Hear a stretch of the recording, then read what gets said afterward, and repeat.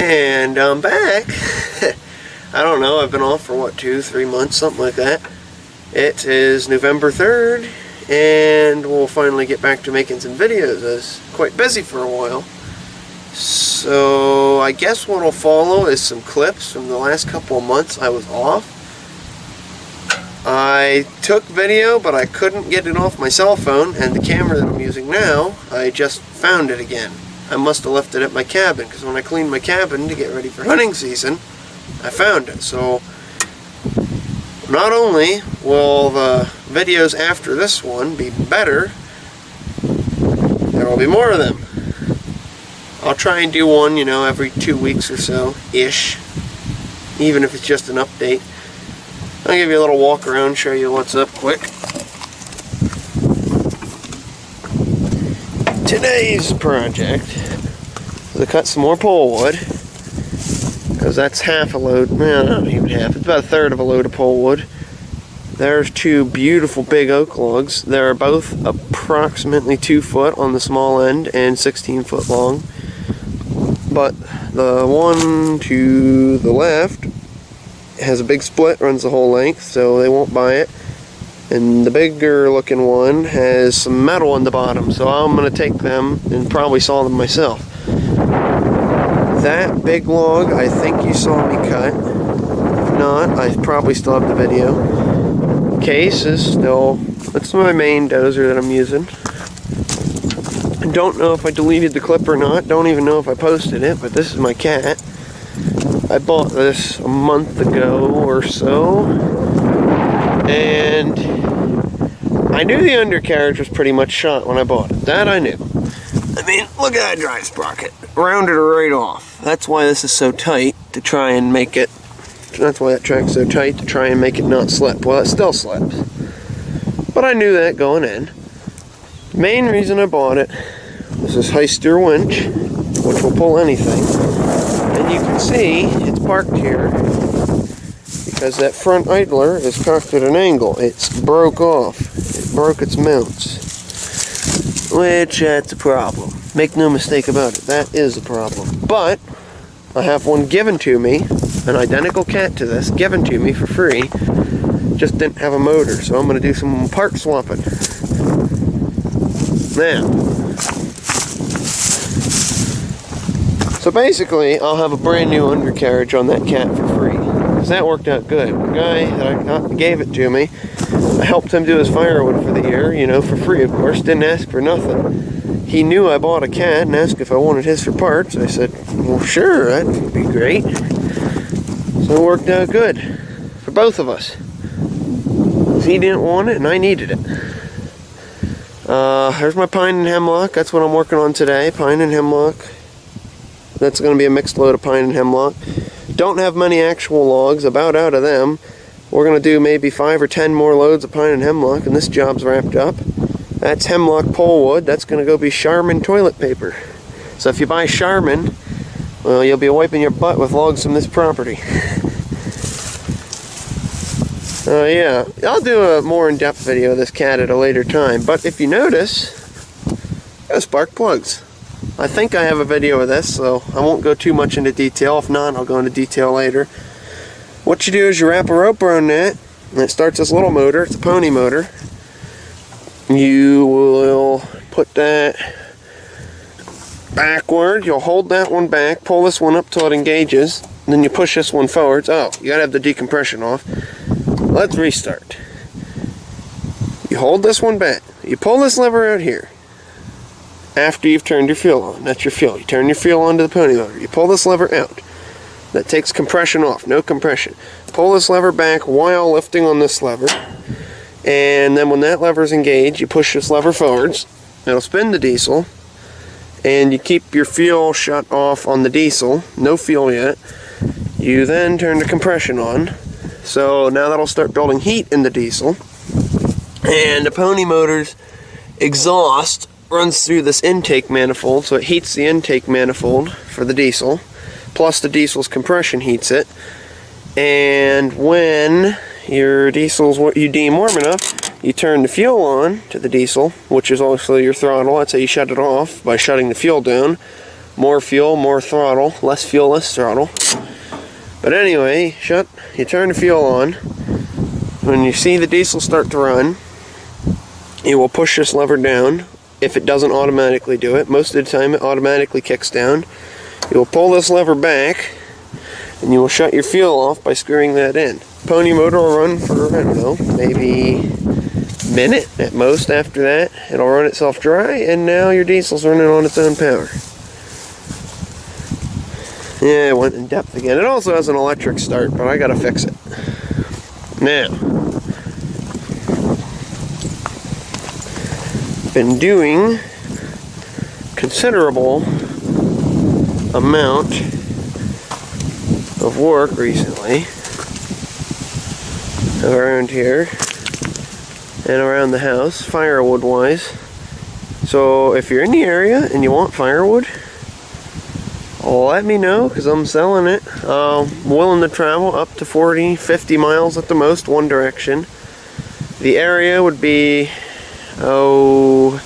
northeast, north central Pennsylvania, you know, that area. Kind of on the border between northeast and north central. So if you're interested in firewood, let me know, tell me where you're at, and I will try and I'll tell you if I can do it or not.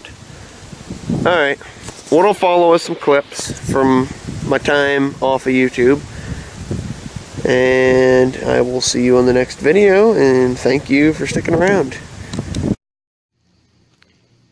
Okay, for those of you who are interested, we're going to go through and show you everything about this D4. It's a 1953 D4 and it's a 7U model.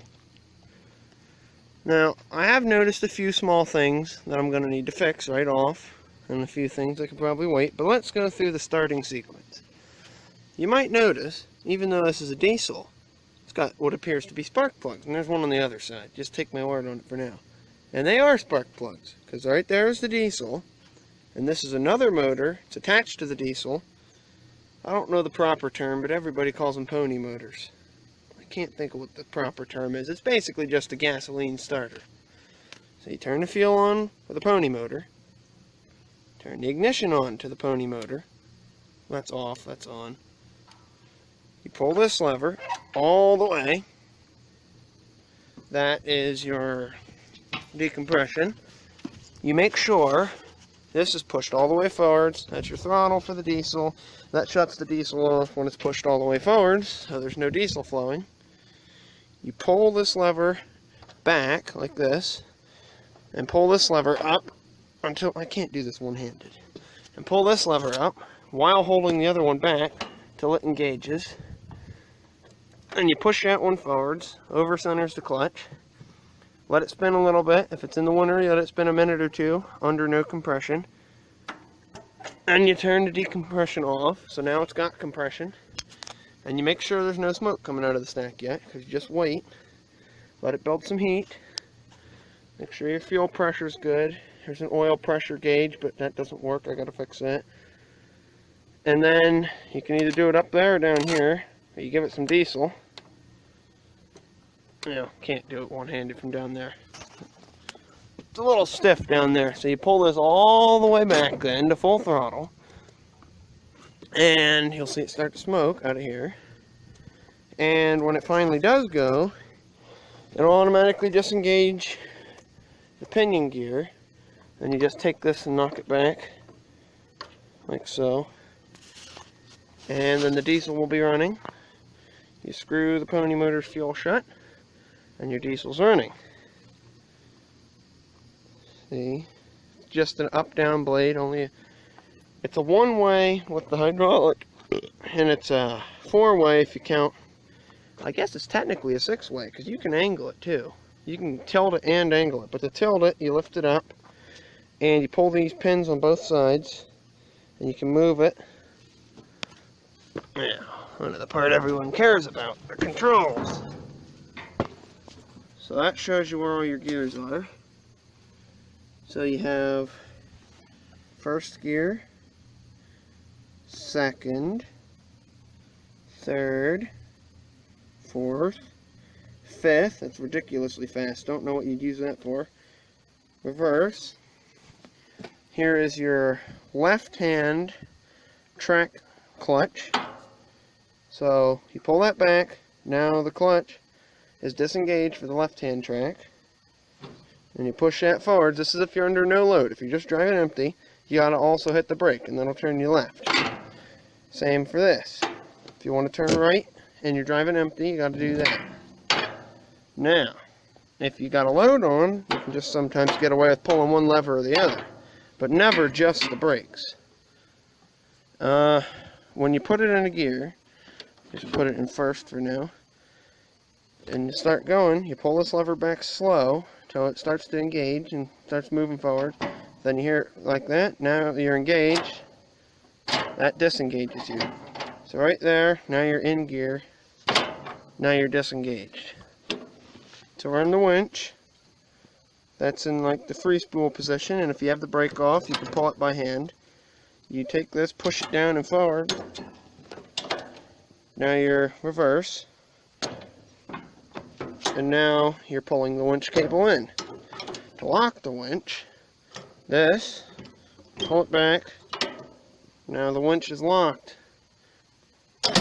And to engage the winch, you got to make sure this is in neutral, because it will drive and winch at the same time if you're not paying attention.